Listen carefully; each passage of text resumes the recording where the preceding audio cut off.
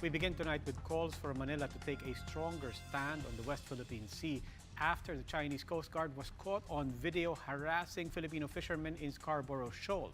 One former Foreign Affairs Secretary believes President Duterte must be given a fuller briefing on the matter as he supposedly appears ignorant of the real situation. News 5's Marlene Alcaide with the story. The Philippine government need to file another protest against China before the Permanent Court of Arbitration in The Hague. This is what Acting Chief Justice Antonio Carpio believes following the recent harassment of Chinese Coast Guards on Filipino fishermen. Chinese Coast Guard were caught on camera confiscating the fish they caught in Scarborough Shoal. The Chinese Coast Guard people are taking some of the catch of our fishermen, which is not correct. I mean, that's not supposed to be done. So we should protest. Carpio reiterates the arbitral ruling that stated Filipino fishermen have the right to fish in the lagoon of Scarborough Shoal. The arbitral ruling stated that we have a right to fish in the territorial sea of Scarborough Shoal. That means our fishermen have the right to fish in the lagoon of Scarborough Shoal, inside. But the Chinese Coast Guard vessels have been preventing our fishermen from fishing inside the lagoon. So that's already a violation of the arbitral ruling.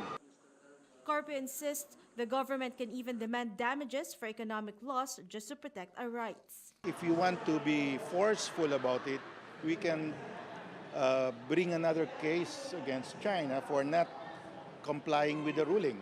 We can bring another case before an arbitral tribunal that China has been violating the ruling and demand damages, because we can demand damages for the economic loss that our fishermen suffered. That's the course of action that we should take if we want to protect the interests of our fishermen. Spokesman Harry Roque meanwhile says the president has no knowledge about the said harassment. He has yet to talk to the president about the matter. What I will do is I will also talk to him kasi medyo nahihirapan siya makadinig nung gabing yun, no?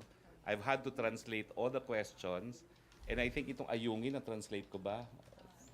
A bit, pero baka hindi malinaw, so I will clarify. But Magdalo Party List Representative Gary Alejano is quick to criticize the government, saying that harassment caught on video only proves that Filipino fishermen are at the mercy of Chinese forces, and that what Foreign Secretary Alan Peter Cayetano told during the hearing on West Philippine issue was inaccurate. In a statement, former Secretary of Foreign Affairs and Philippine Ambassador to the United States Albert de Rosario says it appears President Duterte needs a fuller briefing from his people regarding issues in South China Sea, and in particular, the West Philippine Sea. He says the president should consider getting the expertise of Associate Justice Antonio Carpio. China has been blocking Filipino fishermen to the shoal. There were even a standoff of ships between China and the Philippines. The Aquino administration has brought the issue to international court and won arbitration case over China. For News 5, Marlene Alcaide, We Are One News.